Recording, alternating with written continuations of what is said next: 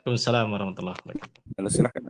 Alhamdulillah nahmaduhu wa asta'inuhu wa astaghfiruh wa na'udzu billahi min syururi anfusina wa min sayyiati a'malina man yahdihillahu fala mudilla lahu wa man yudlilhu fala hadiyalah asyhadu an la ilaha illallah wahdahu la syarika lahu wa asyhadu anna muhammadan abduhu wa rasuluhu wa la nabiyya ba'da.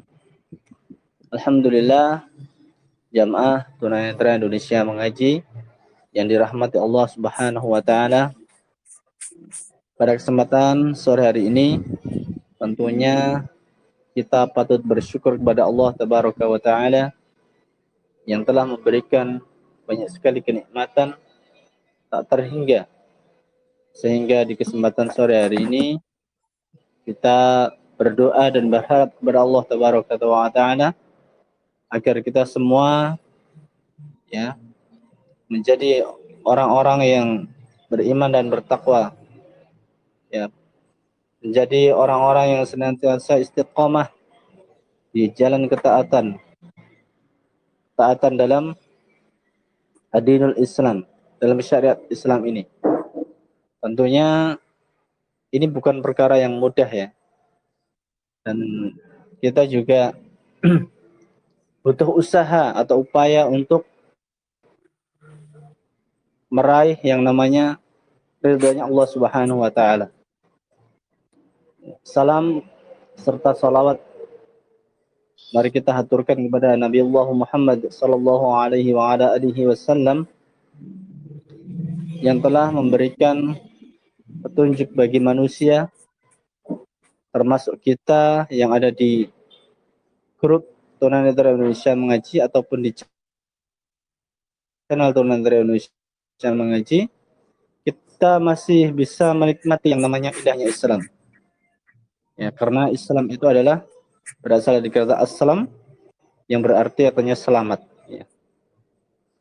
Tentunya keselamatan ini harus kita pegang erat ya.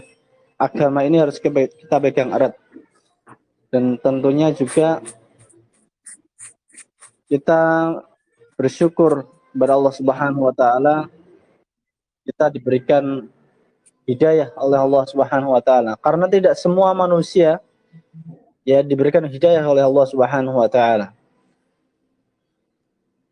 Pada kesempatan sore hari ini saya ingin sedikit menyampaikan terkait dengan ya hadis yang mengatakan bahwasanya man kana yu'minu billahi wal yaumil akhir, barang siapa yang beriman kepada Allah dan hari akhir, maka falyaqul khairan aw liyasmut.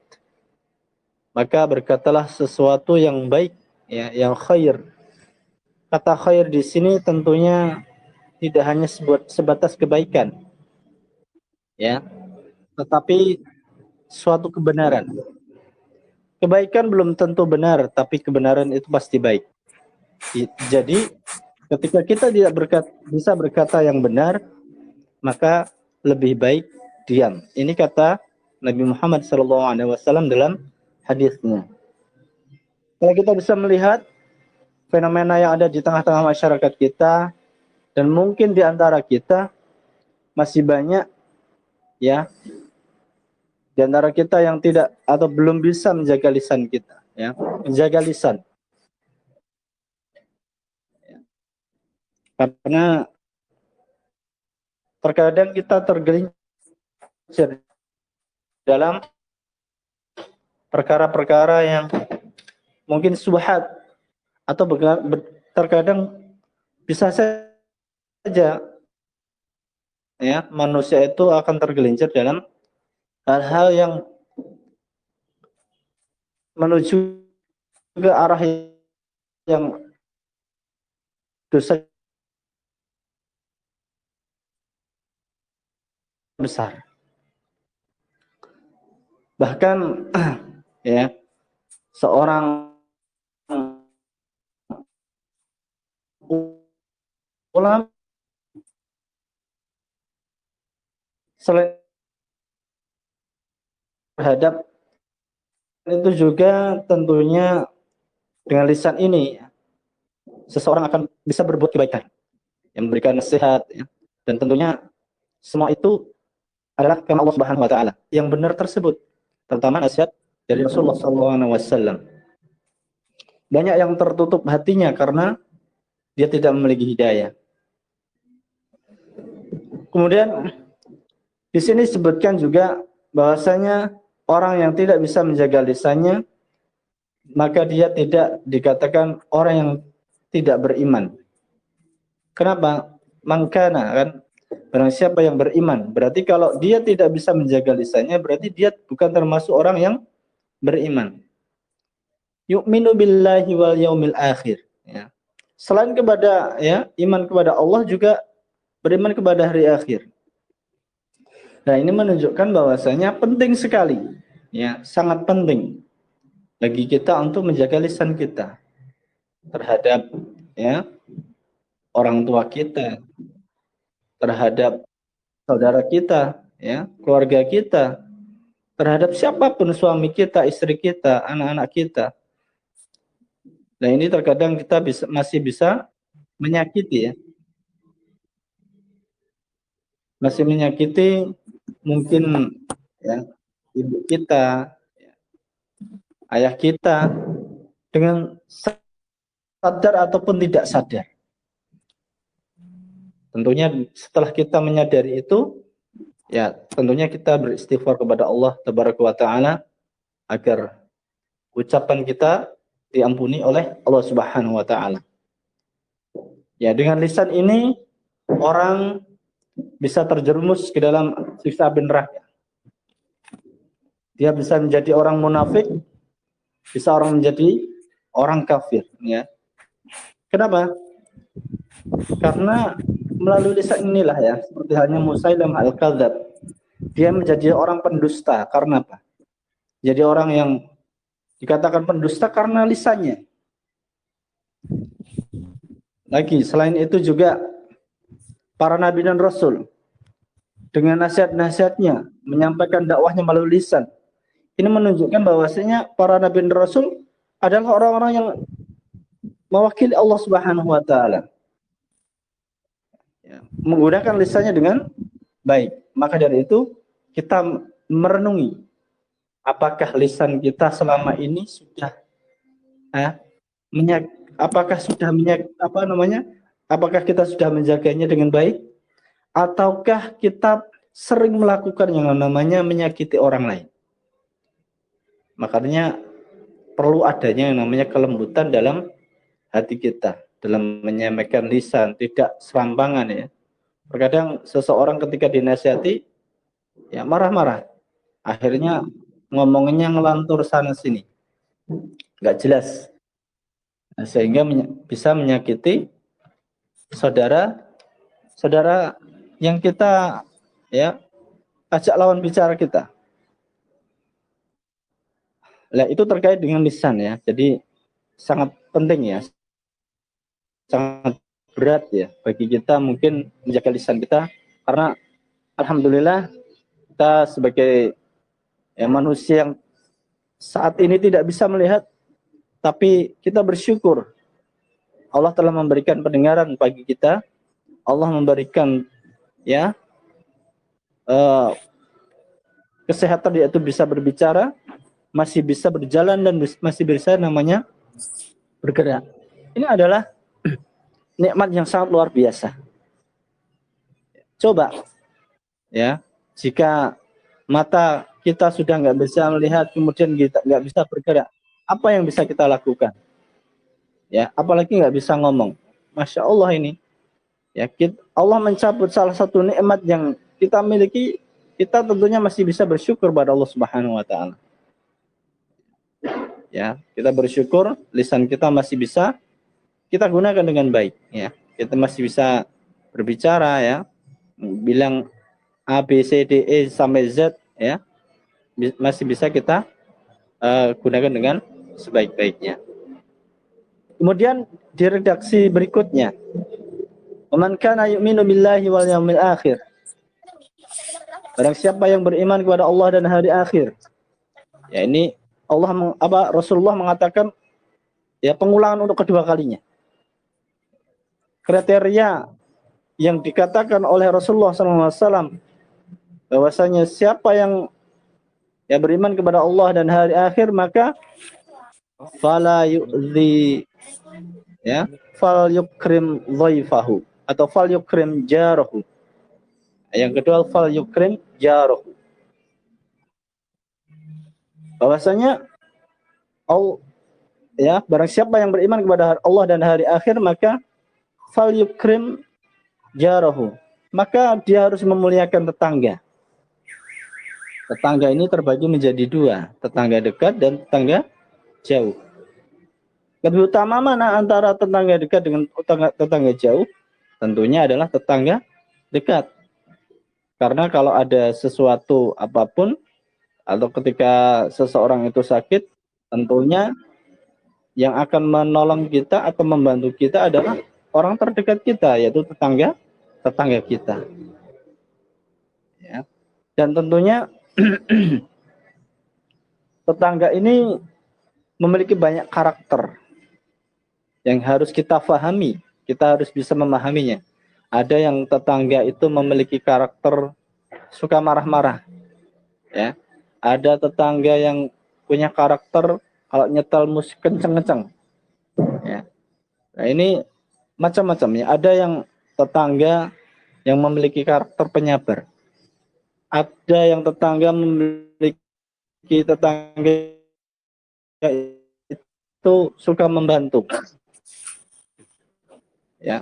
Dan tentunya kita sebagai manusia yang bermasyarakat, hendaknya kita menjadi tetangga yang baik dan senantiasa, ya, menjaga yang namanya silaturahim antar sesama tetangga.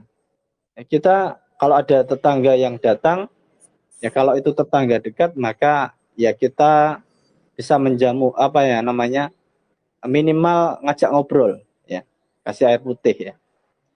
Tapi menurut para ulama yang pernah saya dapatkan ketika kajian, ya, yang dimaksud di sini fal yukrim, ya, memuliakan tamu itu bukan tetangga dekat, tapi tetangga yang dia mungkin, ya, dari atau tetangga jauh yang jarang ke rumah, ya. Nah, ini kita bisa yang namanya menjamunya dengan baik, ya. Dan kita bisa memberikan sesuatu dan kita tidak tidak membuat tetangga kita itu menjadi kesal ataupun jengkel. Dan tentunya kita menjadi tetangga, ya, hendaknya juga bisa, ya, melihat kondisi, ya, orang yang istilahnya yang ditatangi juga, apakah dia sedang sibuk atau tidak, maka kita juga harus memahami itu. Dan tidak boleh kita yang namanya menyakiti. Banyak diantara, ya, masyarakat itu yang ketika memiliki tetangga, dia selalu cekcok. Gara-gara apa? Gara-gara hal yang sepele. Gara-gara anaknya bertengkar, akhirnya orang tuanya ikut bertengkar. Ada juga yang dia gara-gara tanamannya, ya, itu daunnya atau cabang pohonnya itu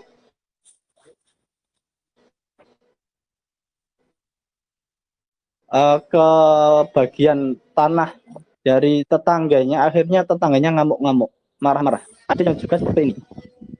Bagaimana sikap kita? Tentunya kita hendaknya bersabar, ya, dengan cara mengingatkan dengan cara yang baik. Ya, ini karakter tetangga seperti ini kita hendaknya bisa memahami, harus bijak, ya. Ya, kita berdakwah hendaknya dengan hikmah, dengan bijak. Kemudian poin yang ketiga, wa man kana yu'minu billahi wal yaumil akhir, barang siapa yang beriman kepada Allah dan hari akhir, maka fal yukrim dhaifahum, maka hendaknya kita memuliakan tamu. Ya, ini berdasarkan penjelasan yang Anda dapat pada kajian program takhasus, bahwasanya tamu di sini adalah tamu luar kota. Kalau ada tamu dari luar kota misalnya, ya, karena saya tinggal di Gresik, kalau ada yang dari Bekasi ke Gresik, maka ini kita harus jamu. kita siapkan ya tempat tidurnya kalau misalnya bermalam ya. Kita siapkan tempat tidurnya. Ya, kita siapkan makanan yang terbaik. Ya, jamuan yang terbaik. Ya, minuman yang terbaik. Dan tentunya semua yang harus kita sediakan tentunya yang terbaik. Berapa batasannya? Ya, ulama mengatakan 3 hari. Ya. Tapi setelahnya bagaimana? Setelahnya seperti biasa, ya. Setelah 3 hari maka kita perlakukan seperti halnya biasa, karena sudah melebihi batas yang ditentukan oleh para ulama. Di sini saya katakan ulama yang menyampaikannya. Dan tentunya tamu ini memang harus kita muliakan ya, karena dengan kita muliakan tamu tentunya pahala yang kita peroleh juga besar. Dan ketika seseorang ya bertamu ke rumah orang lain, tentunya juga harus melihat kondisi rumah dari yang ditamui. Maksudnya bagaimana? Misalnya saya bertamu ketika kita sudah mengetuk mengetuk pintu ya sekali, assalamualaikum, ya kayak seperti itu. Maka kalau itu belum ada jawaban dari pemilik rumah, maka hendaknya kita tunggu dulu sejenak.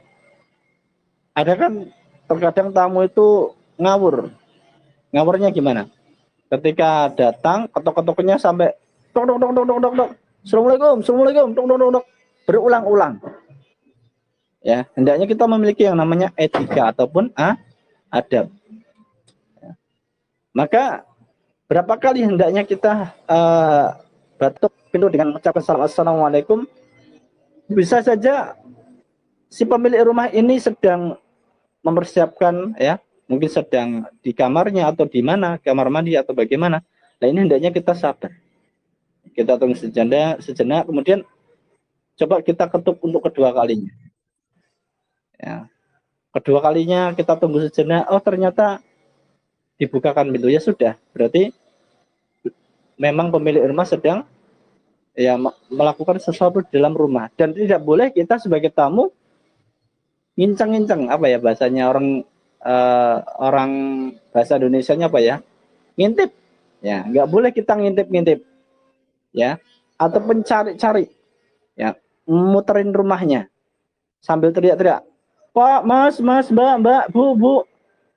Ini juga bukan bagian dari adab Islam. Yang nggak boleh ngintip, nggak boleh teriak-teriak, ya, atau bahkan keliling-keliling nyari orangnya, ya. Kalau misalnya kita janjian bagaimana? Ya kita harus sabar, ya. Kita hendaknya bersabar menunggu, ya. Kemudian tentunya pemilik rumah juga harus bisa punya yang namanya etika atau attitude yang baik. Sebagai pemilik rumah ketika ada tamu, maka berikanlah senyuman. Berikanlah senyuman ya. Kemudian tentunya menggunakan pakaian yang rapi ya, tidak kumel habis bangun tidur langsung ada tamu ya. Jadi harus dipersiapkan dengan baik juga, walaupun itu tamu dari tetangga kita ya. Terkadang kita sak-sae ya. Jadi orang yang melihat ini biar terkesan senang ya. Terlebih lagi tetamu dari luar kota ya, kita harus mempersiapkan segala sesuatunya dengan sebaik-baiknya. Hadza wallahu a'lam bishawab. Mungkin ini sedikit nasihat untuk kita semuanya, bahwasanya ya kita bisa menjaga lisan kita, menjaga sikap kita, ya berintrospeksi diri, menjadi pribadi yang lebih baik lagi, ya. Dan terkait dengan tetangga ataupun tamu, tentunya kita juga harus memiliki yang namanya etika ataupun attitude ataupun adab dalam bertamu ataupun menjadi tetangga yang baik. Karena menjadi tetangga yang baik dan menjadi tamu yang baik ini tidaklah mudah. Ya, saya katakan tidak mudah karena apa? Karena kalau seseorang itu tidak memiliki adab, ya, dan tidak memiliki ilmu, tentunya dia tidak akan yang namanya memperhatikan, ya, aturan-aturan ketika bertamu. Dan kita menjadi tuan rumah tentunya juga sama. Kita harus memberikan pelayanan yang optimal. Sekian, ada khilaf ataupun salah, mohon maaf yang sebesar-besarnya. Aqulu qouli hadza astaghfirullah li wa lakum. Subhanakallahumma wa bihamdika asyhadu an la ilaha illa anta astaghfiruka wa atubu ilaik. Assalamualaikum warahmatullahi wabarakatuh.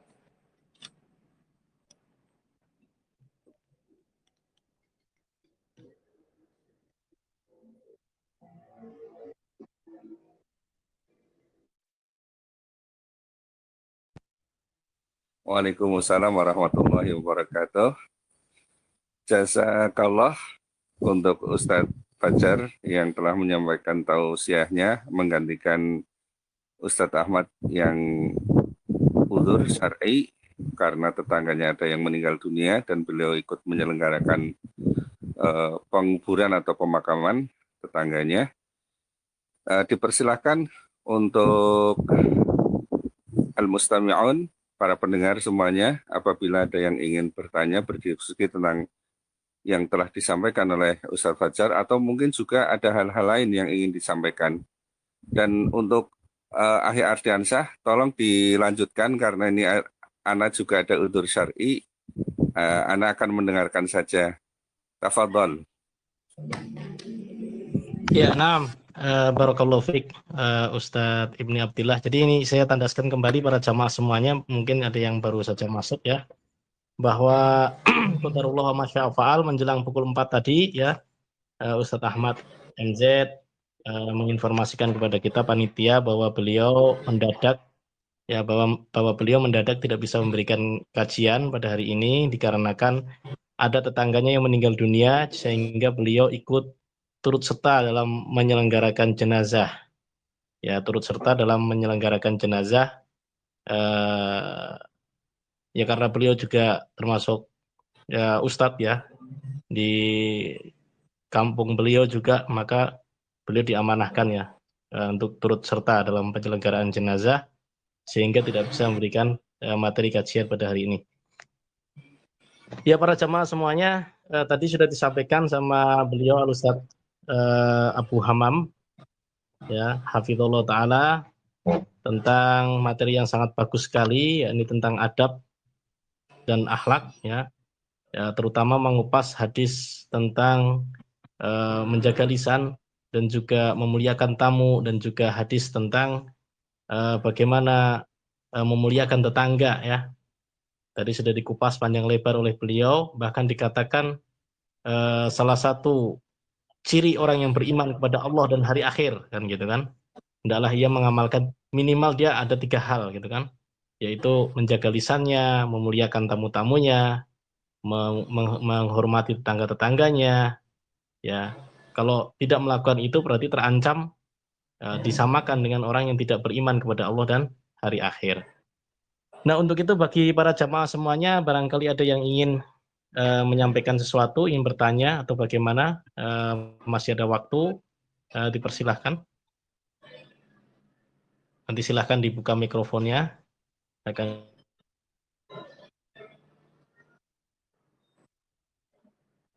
dibantu oleh panitia. Halo, assalamualaikum. Ya, Waalaikumsalam warahmatullahi wabarakatuh. no. Ya, Fadol. Monggo, Pak. Ini Imam dari Monggo, Pak. seputaran Pangkal Pinang. Iya, monggo. Kalau Ada di yang luar ingin tema ditanyakan? bisa ya. Oh, boleh, boleh. Tafadhol, nggih. Ini cuman masalah keluarga kan ya. Jadi kalau umpama nih Fadol. istri haid kan. Nah, tapi udah bersih tapi belum mandi. Nah, pertanyaannya ya maaf aja ini ya. Itu yang nggak boleh kan sholat, puasa gitu ya. Tapi kalau kumpul sama suami gimana itu hukumnya itu, Pak Ustadz? Ya. Paham ya, mudah-mudahan ya. Ya, insyaallah paham, ya. Oke lah. Jazakallah khair untuk Pak Imam ya, Satibi dari Pangkal Pinang ya. Iya. Ya. Kita membahas berkenaan dengan suci ya, bersuci ya. Pada pekan pertama ketika kita membahas ya, kitab Minhajus Sholihin, ya tentunya kita memahami dulu terkait dengan hadas dan najis. Lah, haid ini termasuk bagian dari najis atau hadas? Ya, dia berhadas dan juga najis. Haid kan najis ya. Walaupun ketika istrinya ya, seorang istri ini sedang haid kemudian selesai, sedangkan dia belum yang namanya bersuci ya, ataupun mandi junub. Dikatakan bersih itu ketika mandi junub. Kalau belum dia mandi junub ya, atau dia belum mandi junub, maka belum dikatakan mandi bersih. Walaupun secara zahir, secara fisik dia sudah bersih, sudah mandi. Nah, kemudian bagaimana dengan kondisi ya, ketika seseorang ya setelah haid kemudian bersih, sedangkan dia belum mandi junub, kemudian dia berhubungan dengan suaminya, apakah itu haram? Para ulama yang saya ketahui, ya menurut para ulama yang pernah saya pelajari, maka itu juga dilarang, ya, dilarang. Karena apa? Karena dia belum dikatakan bersih, karena belum mandi junub atau mandi besar. Dan mandi besar ini ada dua cara. Yang pertama, ya dia niat mandi junub, kemudian dia menceburkan dirinya ke dalam kolam renang, bisa.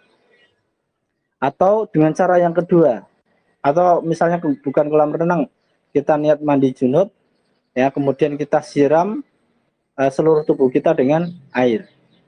Kemudian cara yang kedua adalah yaitu kita mandi junub dengan kita berwudu.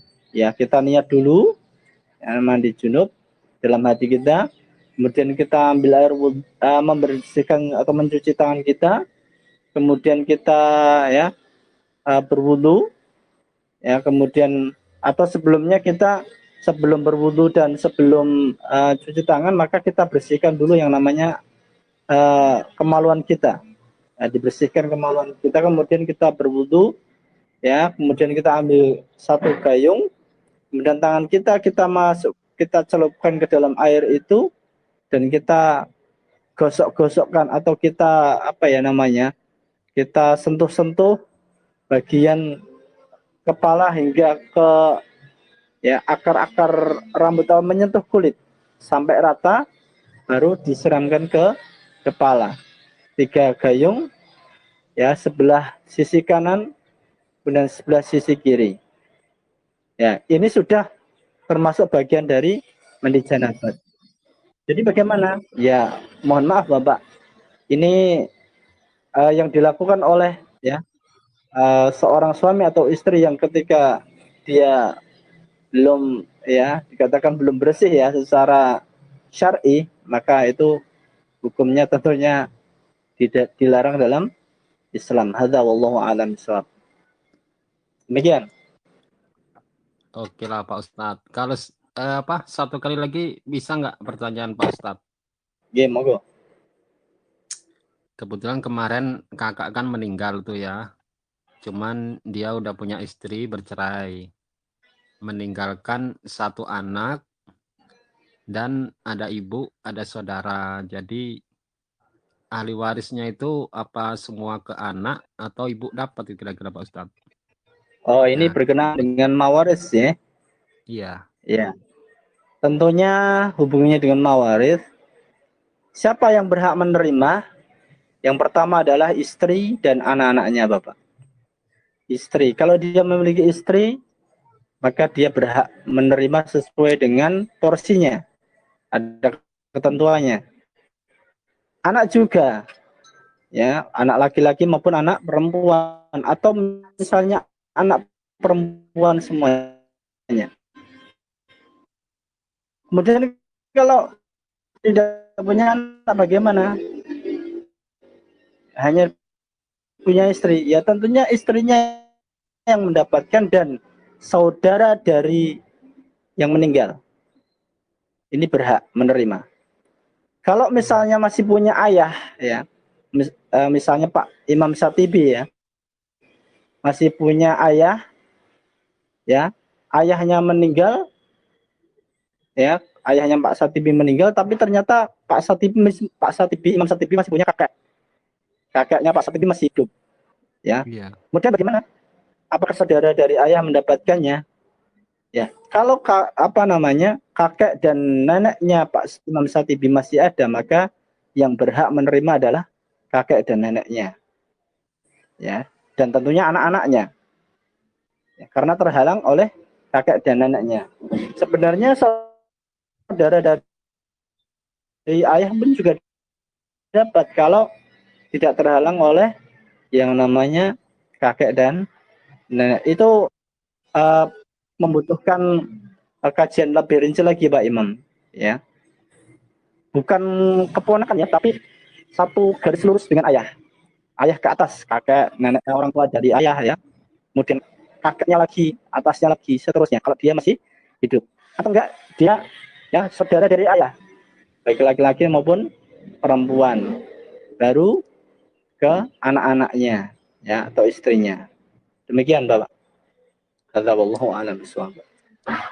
Itu berarti kemarin kakak kan meninggal tuh, anak satu. Gimana Pak Imam Laki-laki. Syatibi? Kakak kan udah meninggal, meninggalkan anak satu. Kalau istri udah cerai, Oke. berarti semua jatuh ke anak itu ya?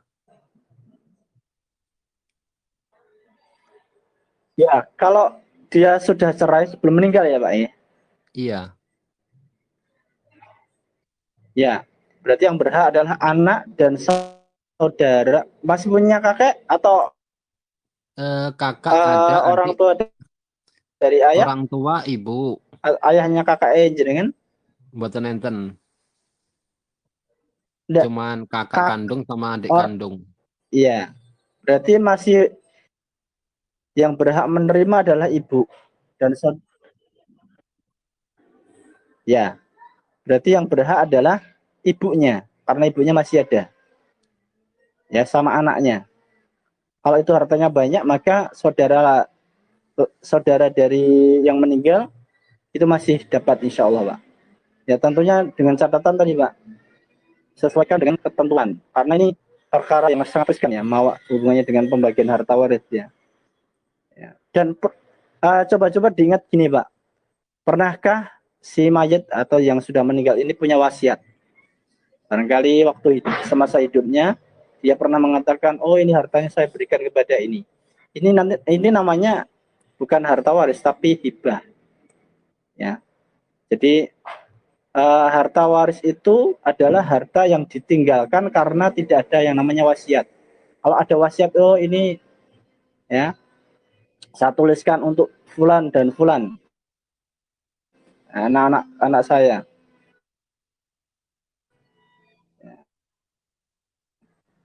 Paham ya Pak? Ada Iya, yang namanya mudah-mudahan Pak. harta hibah, harta waris. Demikian. Iya Pak Ustadz, terima kasih atas penjelasannya. Assalamualaikum warahmatullahi wabarakatuh.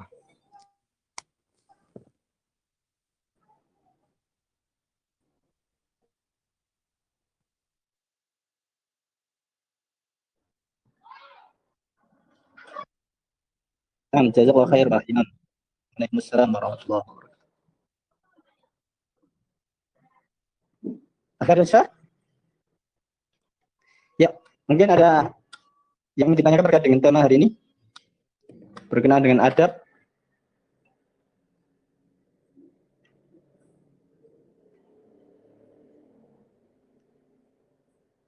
Monggo, masih ada atau tidak?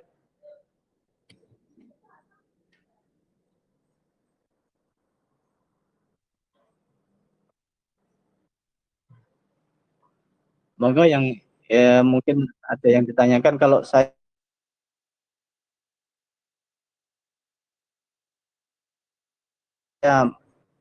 memahami terkait yang ditanyakan, insya Allah akan saya jawab. Tapi kalau tidak bisa,